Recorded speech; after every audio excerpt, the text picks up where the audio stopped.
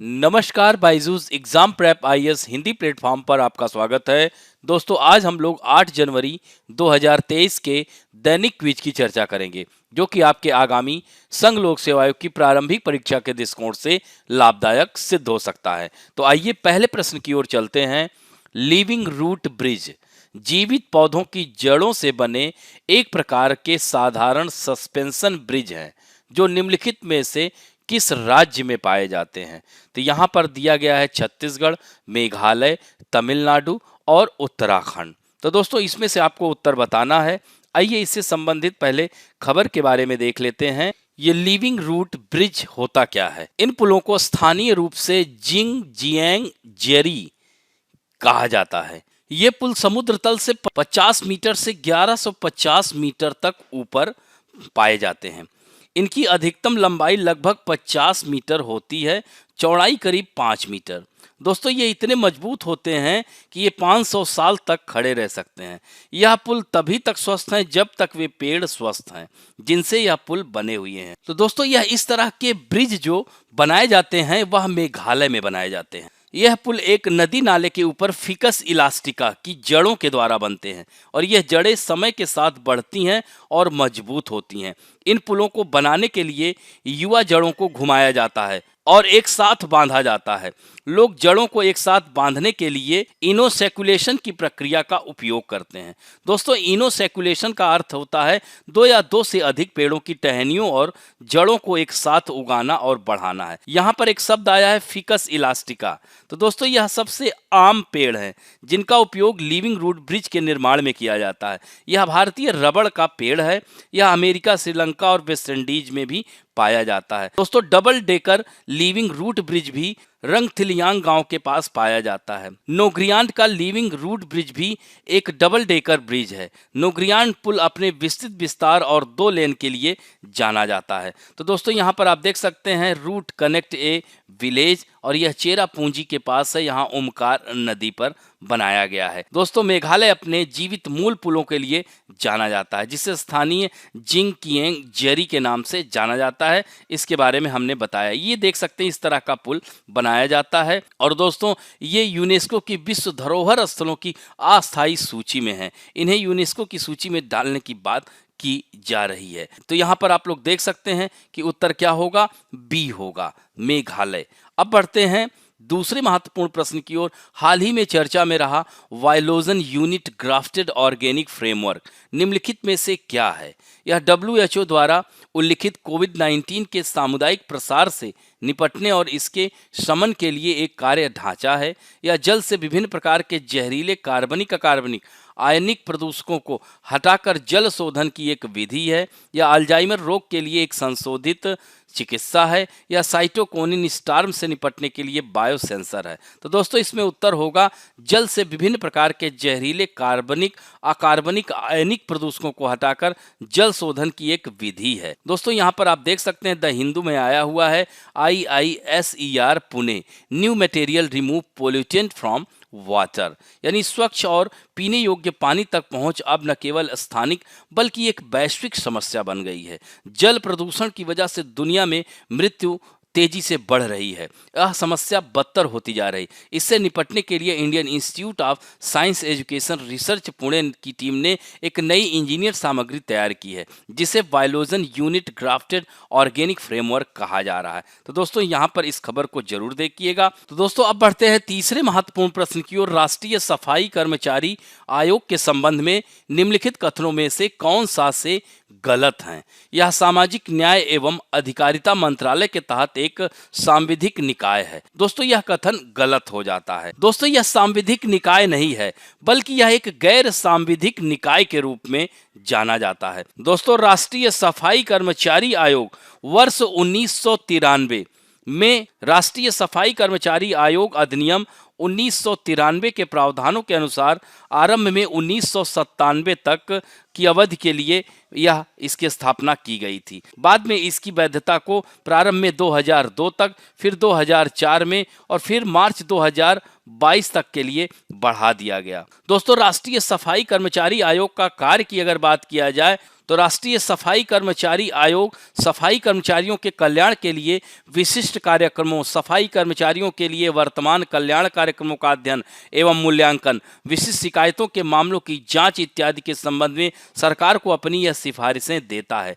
हाथ से मैला उठाने वाले कर्मियों के नियोजन, निषेध तथा उनका पुनर्वास अधिनियम 2013 के प्रावधानों के अनुसार इस अधिनियम के क्रियान्वयन का अनुश्रवण करना, केंद्र और राज्य सरकारों को इसके प्रभावी क्रियान्वयन हेतु परामर्श प्रदान करना, अधिनियम के प्रावधानों के उल्लंघन, कार्यान्वयन न करने के संबंध में शिकायतों की जांच करना। दोस्तों, राष्ट्रीय सफाई कर्मचारी आयोग की संरचना की बात की जाए तो इसमें एक अध्यक्ष होता है जो केंद्रीय राज्य मंत्री होता है, अन्य सहायक कर्मचारियों के साथ एक महिला सदस्य भारत सरकार के सचिव के पद और स्थिति में हो, एवं सचिव भारत सरकार के संयुक्त सचिव पद के सहित 4 सदस्य इसमें शामिल होते हैं। दोस्तों, दूसरा कथन है, यह ऐसे सभी मामलों का स्वतः संज्ञान लेता है जो मैनुअल स्कैवेंजर एक्ट 2013 के प्रावधानों को लागू नहीं करने से संबंधित है, क्योंकि मैनुअल स्कैवेंजर के रूप में रोजगार के निषेध और उनके पुनर्वास अधिनियम 2013 के प्रावधानों के अनुसार राष्ट्रीय सफाई कर्मचारी आयोग को अधिनियम के कार्यान्वयन की निगरानी करने, केंद्र एवं राज्य सरकारों के इसके प्रभावी कार्यान्वयन के लिए निविदा सलाह देने, अधिनियम के प्रावधानों के उल्लंघन कार्यान्वयन के संबंध में शिकायतों की जांच करने का काम सौंपा गया है। अतः इसमें से केवल एक कथन गलत है, तो अतः उत्तर क्या होगा? ए होगा। इससे संबंधित यहाँ पर आप देख सकते हैं, poverty caste discrimination at the root of manual scavenging in Tamil Nadu. तो दोस्तों, राष्ट्रीय सफाई कर्मचारी आयोग के आंकड़ों के अनुसार 29 वर्षों में देश के विभिन्न हिस्सों में भूमिगत सीवेज टैंकों की सफाई करते समय कुल 989 सदस्यों की मृत्यु हुई है। तमिलनाडु में हाथ से मैला ढोने वालों की सबसे अधिक मौतें हुई हैं।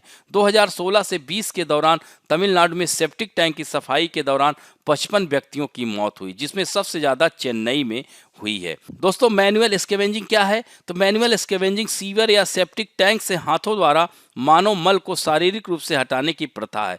यह अमानवीय प्रथा अधिकांशतः दलित समुदाय के सदस्यों द्वारा की जाती है, जो भारत की जाति व्यवस्था में निम्नतम स्थान पर हैं। 2013 के अधिनियम के अनुसार सेप्टिक टैंक, गड्ढों या रेलवे ट्रैक को साफ करने के लिए नियोजित व्यक्तियों को शामिल करने के लिए मैनुअल मैला ढोने वालों की परिभाषा को विस्तृत किया गया था।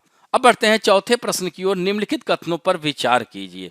बीसीएस सिद्धांत केवल टाइप 1 सुपर कंडक्टर्स की सुपर कंडक्टिविटी की व्याख्या करता है और टाइप 2 सुपर कंडक्टर की व्याख्या नहीं करता है। दूसरा कथन है, लो क्रिटिकल चुंबकीय क्षेत्र के कारण टाइप 2 सुपर कंडक्टर्स का उपयोग विद्युत चुंबक, जिसका प्रयोग मजबूत चुंबकीय क्षेत्र के निर्माण के लिए किया जाता है, के निर्माण के लिए नहीं किया जा सकता। तो यहाँ पर इन दोनों कथनों में यह बताना है कि कौन से सही हैं। तो दोस्तों, यह पहला कथन एकदम सत्य है। बीसीएस सिद्धांत, जिसे बार्डिन कूपर श्रीफर सिद्धांत कहा जाता है। तो दोस्तों, बीसीएस सिद्धांत या बार्डिन कूपर श्रीफर सिद्धांत हेइक कामरलिंग्स ओन्स की 1911 की खोज के बाद से सुपर कंडक्टिविटी का पहला सूक्ष्म सिद्धांत है। यह सिद्धांत सुपर कंडक्टिविटी को कूपर जोड़े के संक्षेपण के कारण सूक्ष्म प्रभाव के रूप में वर्णित करता है। परमाणु भौतिकी में परमाणु नाभिक में न्यूक्लियस के बीच युग्म अंतरक्रिया का वर्णन करने के लिए इस सिद्धांत का उपयोग किया जाता है। दोस्तों, यह 1957 में बार्डिन कूपर और श्रीफर द्वारा प्रस्तावित किया गया था। इस सिद्धांत के लिए 1972 में इन तीनों लोगों को नोबेल पुरस्कार भी दिया गया था। तो दोस्तों, यह पहला कथन सत्य है, दूसरा कथन असत्य हो जाता है। दोस्तों, लो क्रिटिकल चुंबकीय क्षेत्र नहीं होता है इसमें। इससे संबंधित यहाँ पर आप देख सकते हैं, द हिंदू में आई हुई खबर है और यह जो है एक clear picture of how mercury becomes a super conductor. तो यहाँ पर बीसीएस थ्योरी के बारे में दिया गया है, कूलम रिपल्सन के बारे में भी दिया गया है। तो दोस्तों, 1911 में डच भौतिक विज्ञानी हाइके कामरलिंग्स ओन्स ने पारे में सुपर कंडक्टिविटी की खोज की थी। तो सुपर कंडक्टिविटी क्या होता है? अत्यंत निम्न ताप पर कुछ पदार्थों का विद्युत प्रतिरोध शून्य हो जाता है, इसे हम सुपर कंडक्टर कहते हैं और इसी गुण को सुपर कंडक्टिविटी कहा जाता है। तो यहाँ पर इन पॉइंट्स को भी ध्यान रखिएगा। अब बढ़ते हैं 2007 में आए हुए प्रश्न की ओर। MCA 21 क्या है? निम्नलिखित में से किस क्षेत्र में भारत सरकार द्वारा की गई प्रमुख पहल है? तो भारत में प्रत्यक्ष विदेशी निवेश, अंतर्राष्ट्रीय पर्यटकों को आकर्षित करना, या तीसरा है ई प्रशासन, या हवाई अड्डों का आधुनिकीकरण। तो दोस्तों इसमें उत्तर होगा ई शासन। तो दोस्तों यहाँ पर आप लोग देख सकते हैं कि 2007 में ये प्रश्न आया हुआ है। तो दोस्तों कंपनी के मंत्रालय ने देश में कारोबार को सुविधाजनक बनाने के लिए जनवरी 2007 में MCA 21 नाम की एक बड़ी ई प्रशासन परियोजना शुरू की गई। इस परियोजना के अंतर्गत सरकारी सेवाओं के प्रारूप और आपूर्ति में सेवा के नजरिए को प्राथमिकता दी गई। इसके परिणाम स्वरूप इस उद्देश्य की पूर्ति के लिए स्थापित ढांचागत व्यवस्था के माध्यम से सभी संबद्ध पक्षों को किसी भी स्थान पर किसी भी समय और उनकी आवश्यकताओं के अनुसार मंत्रालय की सेवाएं आसानी से और निश्चित रूप से पहुंचना संभव हो गया है। दोस्तों MCA 21 परियोजना ने नागरिकों और कंपनियों दोनों को बेहतर सेवाएं उपलब्ध कराने की दिशा में लगातार प्रगति की है। अब बढ़ते हैं दोस्तों आज के फैक्ट ऑफ द डे में। ABP aspirational block programme. तो यहाँ पर आप देख सकते हैं द हिंदू में आई हुई खबर है। भारत के प्रधानमंत्री ने हाल ही में एस्पिरेशन ब्लॉक प्रोग्राम यानी ABP लॉन्च किया है, जिसका उद्देश्य है विभिन्न विकास मानकों पर पिछड़े ब्लॉकों के प्रदर्शन में सुधार करना। दोस्तों ADP या आकांक्षी जिलों का परिवर्तन पहल क्यों शुरू की गई? तो इसे 2018 में लॉन्च किया गया था। ADP का लक्ष्य था 2022 तक न्यू इंडिया के विजन के साथ देश भर के 112 सबसे कम विकसित जिलों की सामाजिक आर्थिक स्थिति को जल्दी और प्रभावी रूप से बदलना था।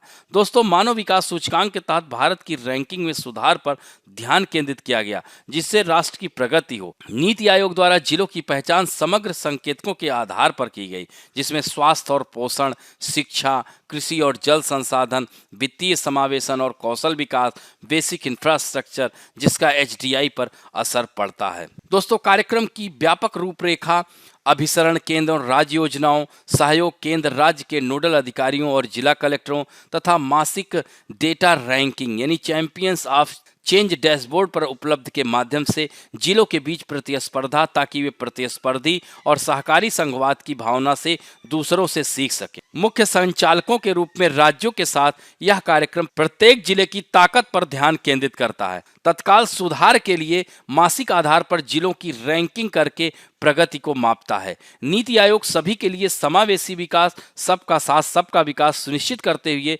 जिला स्तर पर प्रगति को तेजी से ट्रैक करने के लिए संबंधित मंत्रालयों और विभिन्न विकास भागीदारों के साथ मिलकर कार्य करता है।